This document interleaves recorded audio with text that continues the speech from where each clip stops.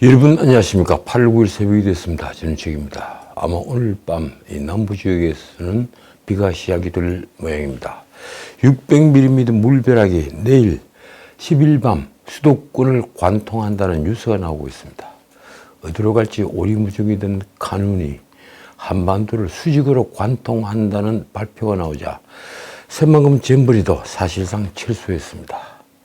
대부분 수도권 호텔과 대학 기숙사 등으로 옮겼습니다. 중앙재난안전대책본부는 태풍 카눈이 오는 9일부터 11일 내륙을 관통하는 게 확실해지자 8일 오후 5시를 기해서 위기경보 수준을 기존 경계에서 최고 수준인 심각으로 상향을 했습니다. 위기경보는 다들 아시겠지만 관심, 주의, 경계, 심각 이 4단계입니다. 비상근무도 3단계로 최종 3단계로 격상이 됐는데 지난해 8월 말 경상권에 11명 사망 그리고 1조 7,300억 재산 피해를 입혔던 태풍 흰남노에 이어 1년여 만입니다. 기상청에 따르면 제6호 태풍 카눈은 10일 오전 중에 남해안에 상륙을 한 뒤에 이날 수도권을 관통합니다. 11일 0시에는 이 서울과 매우 근접할 것으로 예상이 됩니다. 어제 8월 8일은 수원지법에서 열린 이화영의 특정문제 가중처벌법상의 뇌물죄 그리고 외국환 거래법 위반 등 재판에 온통 관심이 집중이 됐습니다. 이 정치부 기자들까지 모여들었죠. 사회부 기자들이 이제 주로 취재를 하는데 정치부 기자들까지 모이던 날입니다. 과연 이화영은 상망울 김성태의 대북 송금 사실을 이재명에게 사전 보고했다고 진술을 할 것인가? 아니 그렇게 진술을 했다고 알려졌는데 그 진술을 또 번복하는 것은 아닌가? 그 진술은 이재명에게는 최후를 알리는 화살이 될 테였습니다. 그런데 그 재판이 또 파행을 빚었습니다. 변호인 선임 문제를 두고 이화영과 변호사로 출석을 한 법무법인 덕수라는 곳의 의견이 갈린 것입니다. 이 법무법인 덕수는 재판 도중에 사임을 하겠다며 법정을 떠났습니다. 검찰과 당신이 하는 그런 공방까지 벌였더군요. 검찰은 재판 지은 의도가 있는 게 아닌가 의심된다고 공박했습니다. 이화영은 자신을 계속 변호해온 법무법인 해광을 앞으로도 계속 선임을 하겠다는 입장을 밝혔습니다. 그런데 최근 이화영의 아내 백모 씨가 일방적으로 해광에 대한 해임 신고서를 내면서 이 사안이 벌어진 것입니다.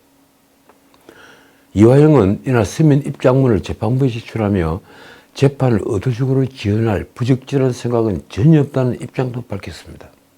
그러면서 법무법인 덕수가 이날 제출을 한 재판부 기피 신청서와 정거 의견서 모두 사전에 협의된 내용이 아니라고 말했습니다.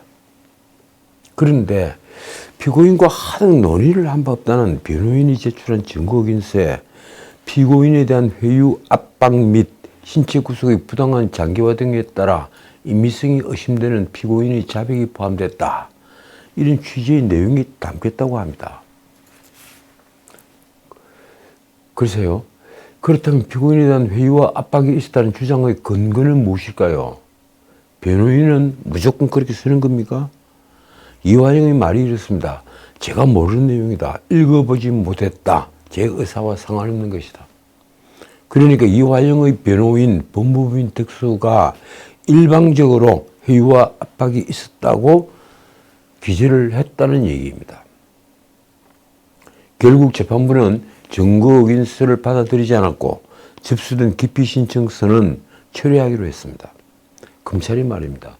소송 기록이 외부로 유출되고 오늘 변호사가 갑자기 퇴정을 하는 이런 일련의 사태를 보면 이 재판이 실체적 진실에 다가가려 하는 것인지 매우 의문이 들고 유감스럽다. 자, 오늘은 모처럼 문재인 얘기부터 하겠습니다. 어제 오늘 문재인도 움직인다. 이런 괴이한 소문이 여의도에 떠돌았기 때문입니다. 아니 인터넷 뉴스를 보면 문재인 얘기가 의외로 많습니다. 솔직히 말해 저는 문재인을 대한민국 최악의 통치자였다고 생각합니다. 이 나라 재정을 완전히 파괴하고 아니 사람 털 남겨놓지 않고 완전히 끌어내다시피 완전히 곡간을 비우고 빚덩어리로 만들고 온 국민을 포퓰리즘이라는 마약에 중독되게 한 자이기 때문입니다.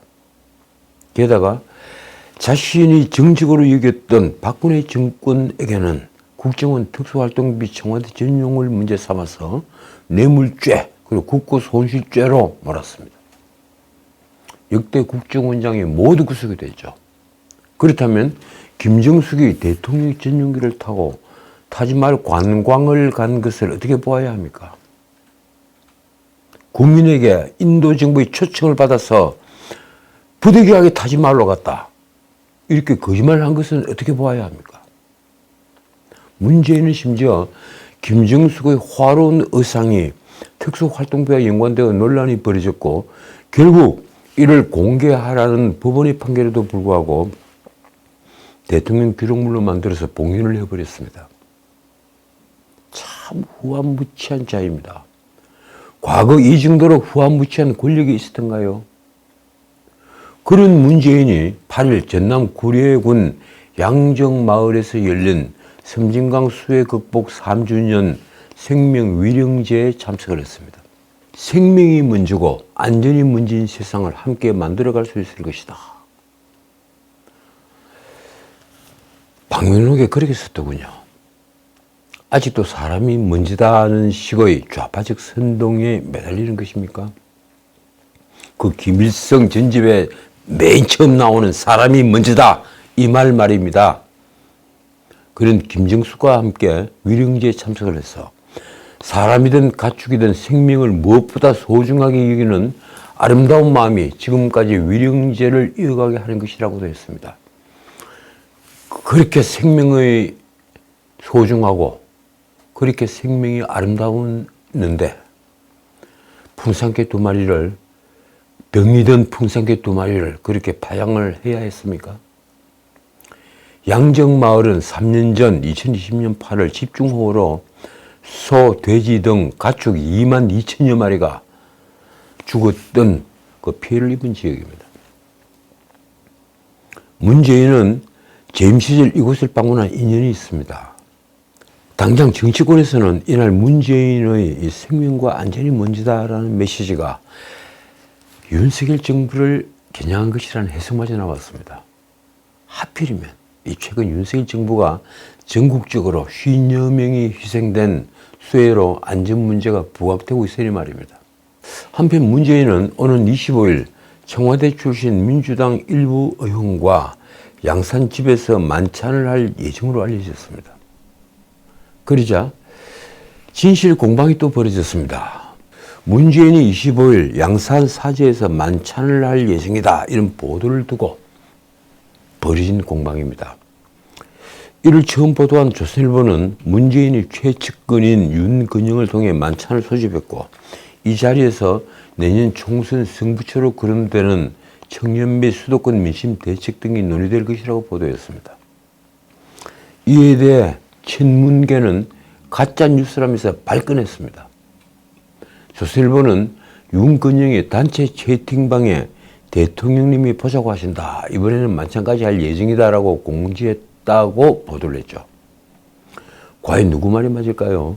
윤건영의 그 채팅방에서 청년과 수도권 민심 대책을 주제로 의원님들의 토론회 일정도 있다고 고시를 했다고 합니다. 과연 25일 만찬은 열릴까요? 어쨌든 정치권에서 잊히고 싶다던 문재인이 총선을 앞두고 친문 세력화에 나섰다는 해석마저 나왔습니다. 친문만 따로 뭉치겠다 이런 해석이 나왔다는 겁니다. 이런 해석에는 이재명의 최후가 다가왔다는 인식과 함께 지금 친문이 세력화를 하지 않으면 안 된다는 친문의 문재인 지키기도 질박해졌다는 게 바탕이 되고 있습니다. 어쨌든 윤건영은 자신의 페이스북에 기자는 기사를 써야지 소설을 쓰면 안 된다라며 기자와 나눈 문자 메시지까지 공개했습니다. 그 문자 메시지에서 윤건영은 청와대 출신 의원들이 양산에 간다고 하는데 사실이냐 하는 기자의 질문에 이렇게 대답을 하고 있습니다. 양산에 자주 간다. 이번 주도 간다. 양산 가는 것이 기사거리가 되느냐?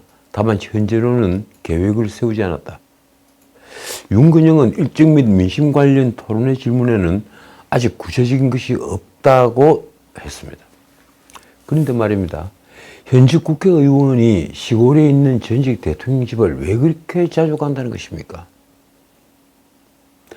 윤건영은 그러면서 평소 찾아뵙지 못했던 청와대 출신 의원 몇몇이 양산을 방문하자고 했던 것인데 기사는 대통령이 소집한 것으로 둔갑됐다라고 했습니다. 그러면서 이렇게 덧붙였습니다. 저는 퇴임 후에 대통령께서 의원들을 만나자고 한 것을 단 한 번도 들은 적이 없다. 그렇군요. 그냥 문재인 대통령을 찾아가면 밥도 주고 술도 주고 그렇게 하는 것입니까? 자, 우리 정치 정말 재미있습니다. 막장 드라마를 능가하니 말입니다. 드디어는 8살 어린이를 활동가로 소개하면서 윤석열 대통령을 성토하게 하는 촌극이 벌어졌습니다. 민주당이 8일 마련한 오염수 간담회에서입니다. 민주당이 붙인 활동가라는 명칭은 시민단체 회원 등을 가리키는 말입니다. 이번 행사는 유튜브로 생중계되기도 했습니다. 도대체 민주당은 무슨 배짱일까요? 민주당이 8일 여의도 국회에서 연 행사의 정식 명칭은 이렇습니다. 일본 후쿠시마 원전 오염수 해양 투기 저지를 위한 아동 청소년 양육자 간담회. 글쎄요, 아동과 청소년에 대한 아버지, 어머니들을 보통은 부모라고 칭하죠. 그런데 여기에는 아동, 청소년 뒤에 양육자라고 붙여놓았습니다. 아동, 청소년 양육자 간담회. 뭔가 느낌이 쎄합니다.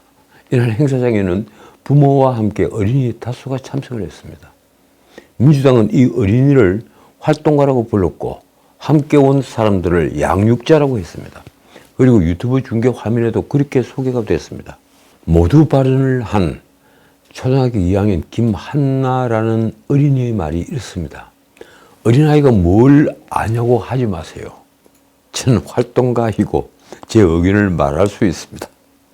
자, 이 말을 한 사람이 초등학교 2학년입니다.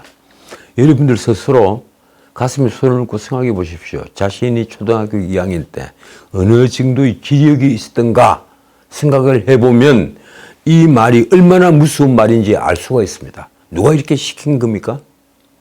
이 어린 활동가의 말이 공식 토론회장에 등장을 할 수준인가요?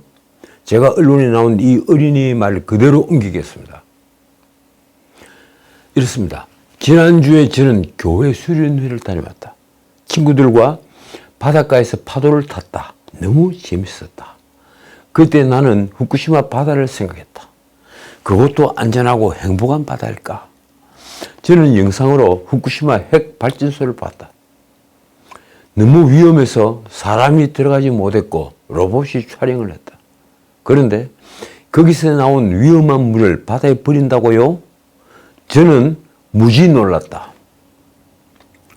어떻든 이 김한나 양의 말이 또 이렇습니다. 내가 제일 싫은 건 우리나라 대통령이 핵 오염수를 바다에 버리는 걸 찬성했다는 것이다. 과연 김한나 양이 핵 오염수가 무엇인지 알긴 아는 걸까요? 그러면서 이렇게 덧붙이고 있습니다. 만약 저나 제 친구 누군가 대통령이라면 핵 오염수를 바다에 버리는 걸 절대로 막았을 거다. 우리처럼 오염수를 버리는 걸 반대하는 국민도 많다. 모두 힘을 합치자. 자, 이 말을 한 당사자가 초등학교 2학년입니다. 불과 우리 나이로 8살이라는 것입니다. 만 8세. 누가 이렇게 초등학교 2학년 어린아이를 정치에 오염을 시킨 겁니까? 김한나 양이 그 뒤에 한 말에 저는 정말 너무 놀랐습니다. 마지막으로 우리나라도 위험한 핵 발전을 당장 멈추자며 저는 핵 오염수보다 더 무서운 말을 써야 한다고 생각한다. 왜냐하면 경주 월성에 사는 5살 동생도 피폭되었다. 너무 속상하다. 참 기가 막힙니다. 그 아이는 피폭됐다라는 게 뭘 의미하는지 알고 있는 걸까요? 아니면 피폭됐다라는 말을 누가 가르쳐 준 걸까요? 행사에 불려난 어린이들은 후쿠시마 원전 오염수 방류를 반대하는 내용의 그림을 그려서 공개하기도 했습니다. 김한나의 양육자라는 사람은 기자에게 이렇게 말했습니다. 김한나는 활동가로서 탈석탄법 활동, 노키즈존 발언 등 다양한 활동을 해왔다. 아동은 자신의 주장을 말할 권리가 있으며 자신의 권리 및 이해관계에 관한 것에 의견을 펼칠 수 있다. 글쎄요, 자신의 주장이 어떤 것인지 제대로 이해를 하는 것일까요? 이 사람에게 사람의 의사 능력과 행위 능력에 관한 설명을 한들 무슨 소용이 있겠습니까? 그런데 이재명은 법률가입니다. 사람의 의사 능력이 무엇인지 공부를 했다는 말입니다. 민법 총칙에 들어가 보면 의사 능력이 무엇인지 행위 능력이 무엇인지 아주 상세히 설명이 되어 있습니다. 그런데도 이재명은 이들 앞에서 지속 가능한 지구를 말하면서 미래 세대도 안전하고 쾌적한 환경에서 살아갈 권리를 보장하는 것은 현 세대를 살아가는 우리의 가장 중요한 책무라고 말했습니다. 이 말은 맞는 말이죠. 그런데 그 말을 어린아이를 두고 어린아이도 자기의 정치적 견해를 말할 권리가 있다면서 한 말이니 기가 막힌다는 얘기입니다. 국민의힘 황교안 부대변인은 이렇게 논평을 했습니다.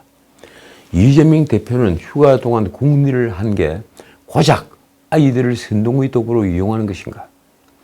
정치인을 떠나 어른으로서 참으로 부끄럽다.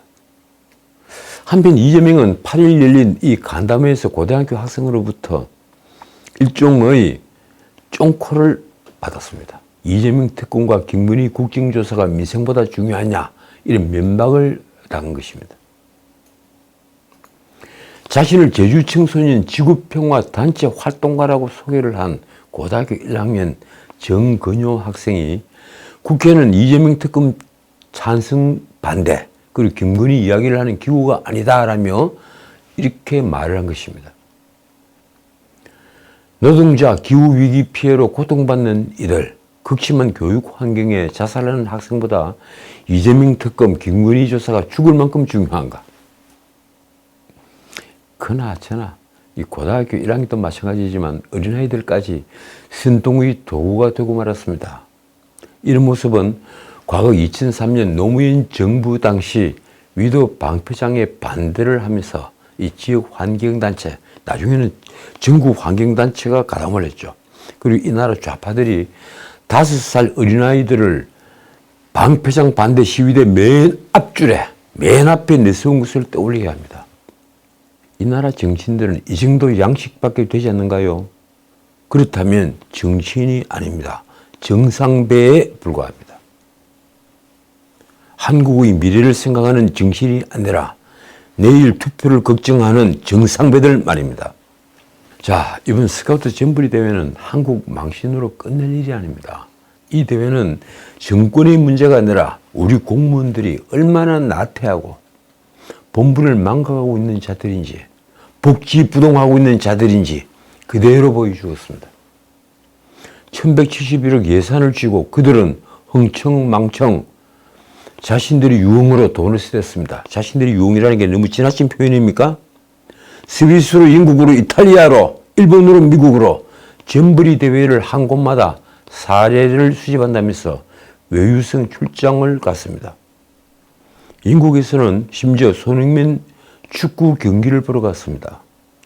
그리고도 점브리가 무사히 끝났으면 아무 뒷말이 없었을 겁니다. 몇몇 천 훈장을 받았겠죠. 또 몇몇 천 대통령 표창을 받았을 것입니다. 그런데 하늘이 무심치 않았습니다. 폭염이 가장 기초적인 준비조차 제대로 되지 않았던 것을 까발렸습니다. 그런데도 국민의힘은 전 정부를 비판하기 바빴고 민주당은 현 윤석열 정부를 까기 바빴습니다. 솔직히 샤워장, 화장실조차 제대로 구비하지 못했던 것은 대회를 총괄 지원하는 현 정부 여성가족부의 잘못입니다. 그런데 그 전에 모든 준비를 제대로 하지 못한 것은 문재인 정부와 전라북도의 잘못입니다. 돈만 쓰셨겠습니다. 시간만 흘려보냈습니다. 일단 전부리 대회는 태풍으로 취소했습니다. 정부는 폭염에 이어 태풍으로 야영지 조기 철수를 한 새만금 전부리와 관련해서 일단 행사 마무리에 주력을 하되 이후에 여성가족부 감찰 등 고강도 책임자 문책을 할 것으로 알려졌습니다. 이도훈 대통령실 대변인은 8일 오후 브리핑에서 이렇게 윤 대통령이 말을 전했습니다. 전 세계 150여 개국에서 모인 4만 5천여 명 스카우트 대원들은 모두 고국에 돌아가면 대한민국이 어떤 나라인지 얘기할 것이다. 국민 한 분 한 분이 대한민국 홍보 대사라는 마음으로 대원들을 대해달라. 참 부끄러운 부탁입니다. 11일로 미뤄진 K-팝 공연에, 이 상암동에서 하죠. 이 K-팝 공연에 세계 최고 한류 스타인 BTS를 초청하려 하는 정부와 여권의 노력도 이 같은 맥락입니다. 전부리 부실 책임을 따지는 문책도 전부리 행사를 무사히 끝낸 이후에 살펴보겠다는 입장입니다. 그런데 주무부처인 여성가족부는 칼날을 피하지 못할 것으로 보입니다. 대통령실은 전부리가 마무리되는 대로 감찰에 나설 예정입니다. 그런 와중에 여성부 장관 김윤숙이 또 사고를 쳤습니다. 이 새만금 전부리 긴급철수 사태에 대해서 실언을 한 겁니다. 한국의 위기적 역량을 전 세계에 보여주는 것이다. 이렇게 발언을 한 겁니다. 참 기가 막힙니다. 김윤숙은 8일 새만금 전부리 프레스센터에서 열린 브리핑에서 이번 사태가 향후 부산 엑스포 같은 국제행사 유치에 영향을 끼칠 우려가 제기되고 있다는 지적에 이같이 답변을 했습니다. 지금은 오히려 위기 대응을 통해서 대한민국의 역량을 전 세계에 보여주는 그런 시점이라고 생각한다. 이번 사태는 오히려 대한민국이 가진 위기관리 능력에 대해 보여줄 수 있다. 이게 대한민국 여성가족부 장관의 수준입니다. 자, 오늘은 여기까지입니다. 다음 총선이 8개월 정도 남았습니다. 정치판에서는 민주당의 이재명 체제로 총선을 치를 수 없는 현실에서 과연 이재명은 언제쯤 어떤 형식으로 내려올 것인가? 이 문제로 설왕설래 중입니다. 과연 이재명은 언제쯤 정치판을 떠날까요? 사람들은 10월을 혹은 12월을 이야기합니다. 얼마 전까지는 8월을 이야기했죠. 그러나 저는 이재명이 스스로 내려올 일은 없다는 것을 압니다.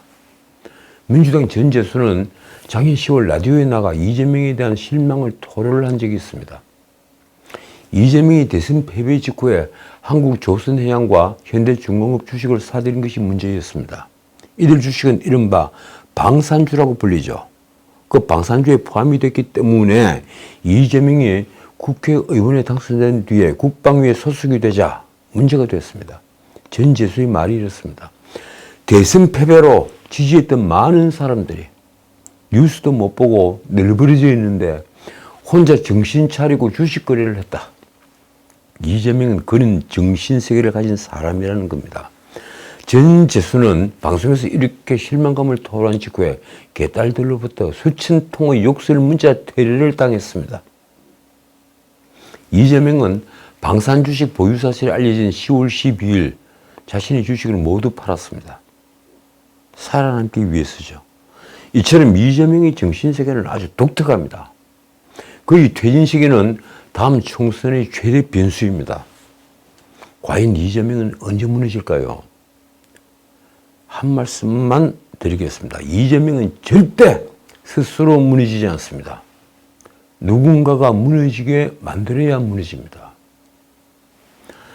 지금까지 전인식이었습니다.